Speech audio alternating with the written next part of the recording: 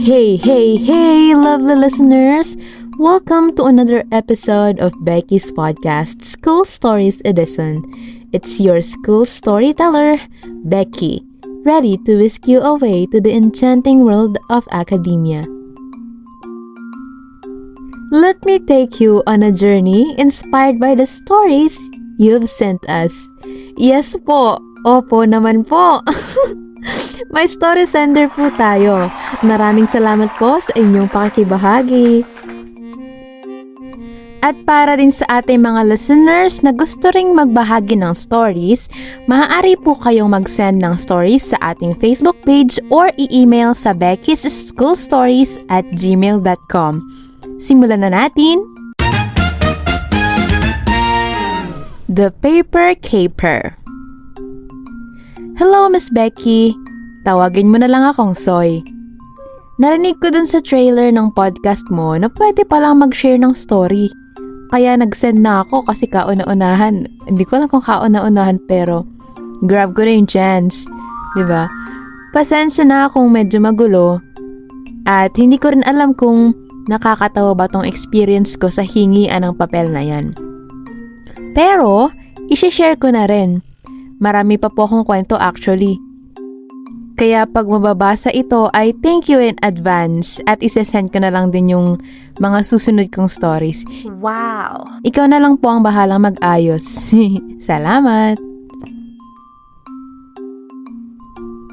May mga kaklase talaga tayo na ginagawa tayong stationery supply sa school, ano? Pero ang pinakatumatak talaga sa akin ay yung kaklase ko na tawagin na lang nating si Emma. Maganda siya, pero hindi ko siya type. Ang mga type ko kasi ay yung mga malalaki ba ang pisngi.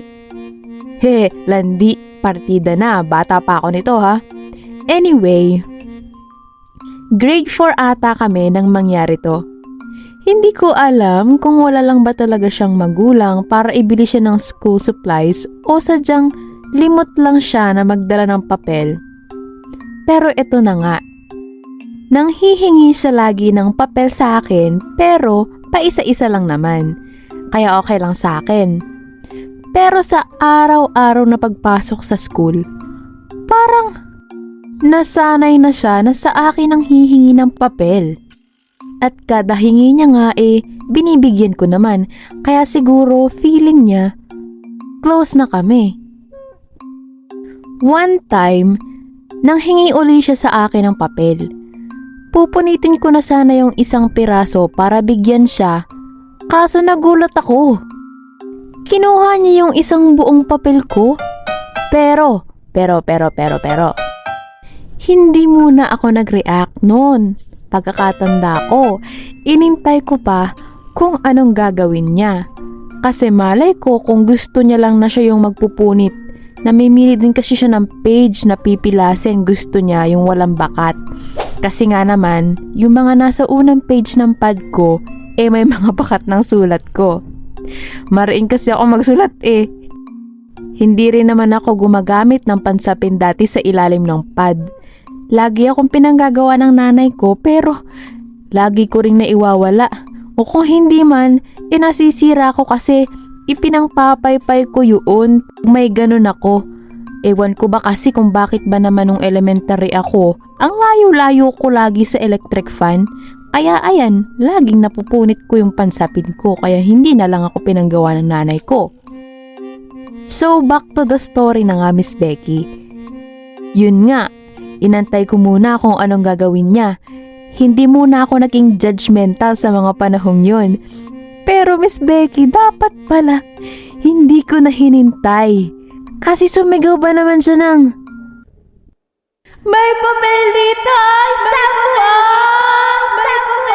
Sabay ngiti pa ng bruha. Anak ka ng baka. Nagtayuan pa yung mga kaklase ko na wala rin mga papel. At nagsilapit pa sa pwesto namin. Ang pinakamalupit pa, Miss Becky. Siya yung namigay. Akala mo siya yung kakandidato ba ng SPG Council noon sa mga school? Hey, nako Miss Becky. Ay, nako. Gigil much. Gigil na si bakla. Hay nako, Miss Becky. Wala na akong nagawa. Nag-iyak na lang ako kasi naisip ko na agad na papaluin ako ni Mama pag uwi ko. Dahil, tsak naman, nakahanapin niya yung isang buong papel ko. Hey, Asians know. How is it to have an Asian mom? Pag naman sinabi ko yung ginawa ni Emma, ay baka sumugod pa ang nanay ko sa school at madali pa si Ma'am. At ganun na nga ang nangyari, Miss Becky. Kinausap ng mama ko si Ma'am kasi pinaamin niya ako eh. Wala akong ibang maidahilan kasi hindi naman yun pagkain na madaling maubos.